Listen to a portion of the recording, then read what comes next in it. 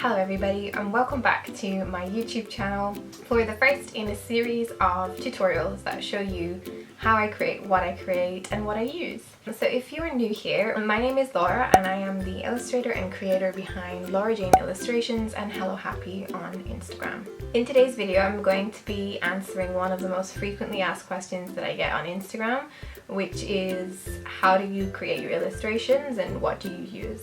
By showing you around the app Procreate, which is the app that I use all the time. I'm going to show you around the app, show you the tools, how you can tweak and personalize them, and everything that I talk about in this video is going to be really useful in the next couple of weeks as I show you how to create different things using Procreate. We're going to look at how to create your own wallpapers and Instagram story templates. We're going to look at how to create your own Instagram story stickers. We'll also look at how you can use Procreate to add illustrated edits to your photographs, and then we'll look at how you can use the animation assist feature in Procreate to create some simple GIFs.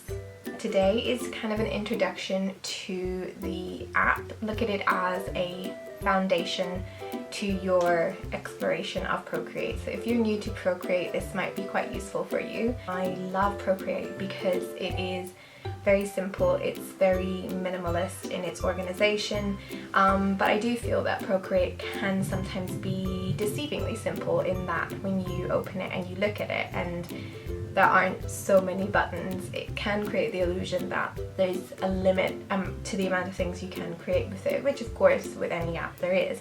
But I think with Procreate there are so many things that you can do with it that you might not necessarily realize when you just initially look around the app. Pretty much every feature or tool in Procreate can be edited or tweaked in some way to really personalize it to you. After today's video, I recommend that you have a play with the app, have a play with the different features and try and get a feel for drawing with Procreate. So before we look at more instructional specific tutorials, you understand the different tools and you have a feel of how they work for you and your style.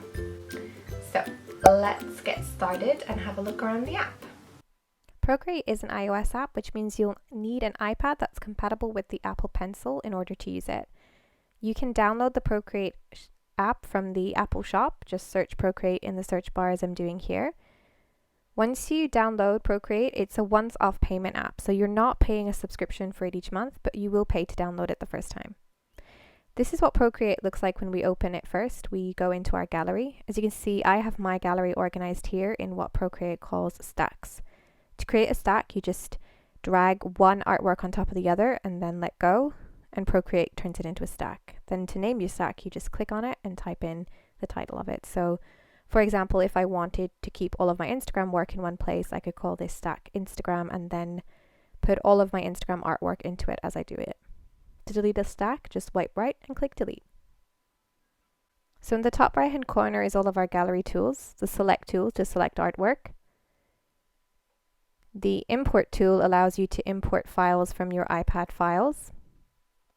And the photo button allows you to import photos from your camera roll. This little plus is how you create a new canvas, so a blank canvas.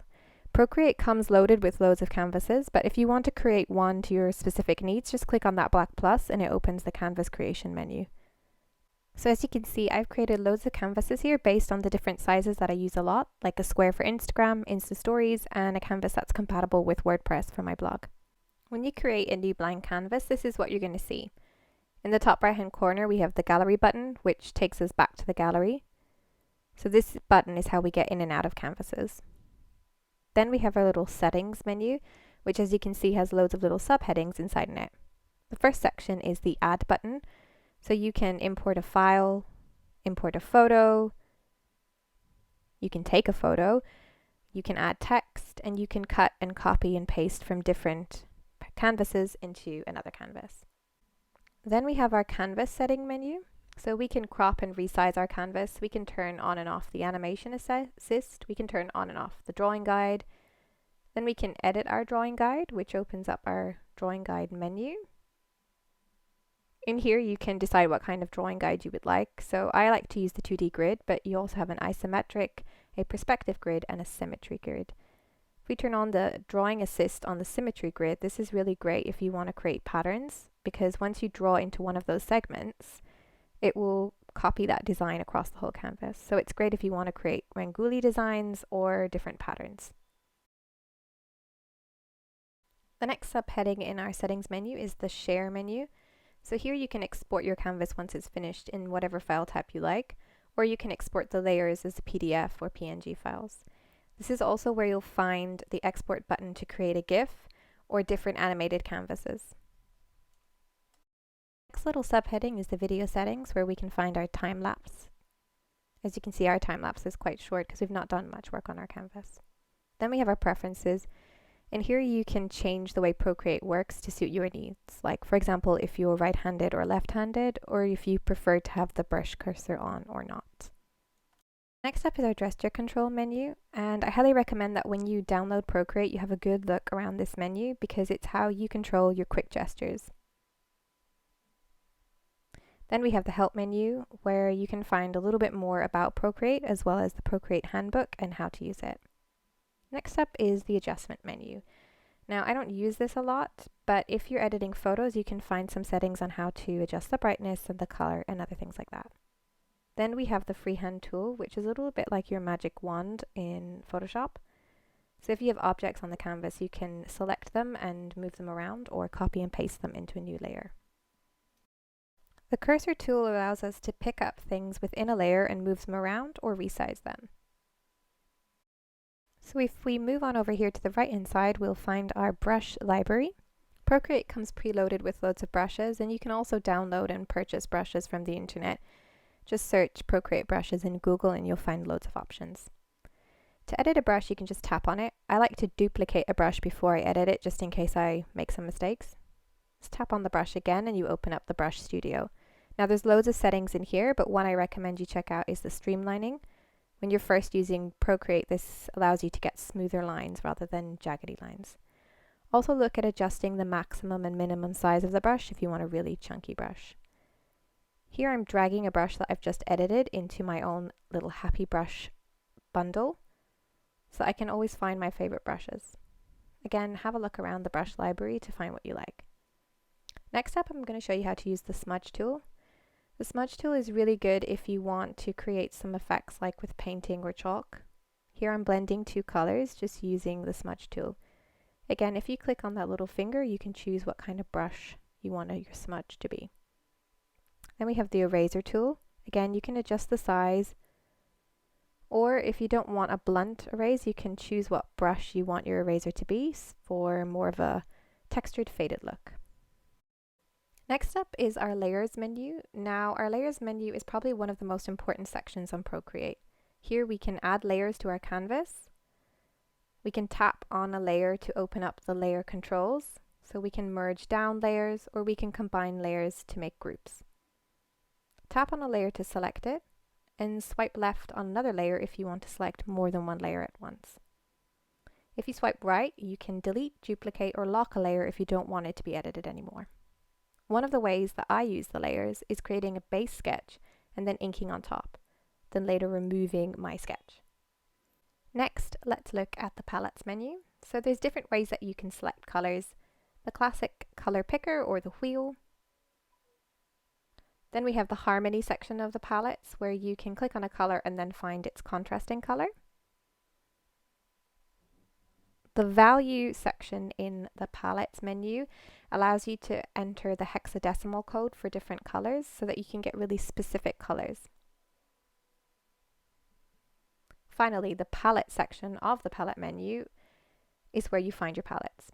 Procreate comes preloaded with lots of palettes, but you can also create your own by clicking on that little plus. And then as you pick colors, tap onto empty squares on that palette to fill them in with the color. Another way you can add colors to your palette is by grabbing them from an image. So here I'm pressing and holding on the color and then tapping the empty squares on the palette. Now let's look at this left-hand side tool, where we can increase or decrease the size of our brush and also play around with the opacity of the brush. Finally, this little square in the middle of those two guides allows us to create shapes. Draw a shape, click on the square, and then you can edit what kind of shape it is. You can drag the sides or corners of it, make it bigger or smaller, or even change the shape completely. then once you're done, just click on the little cursor and you have a shape. So you can fill it with color, you can move it around, or you can make it bigger or smaller. I like to use this shape tool for letters. So for example, I can make good C's and O's, or here I'm using it to make an or.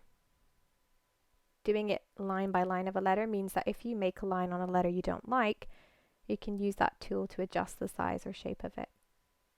Finally, don't forget that these little arrows down the bottom are your undo and your redo tools.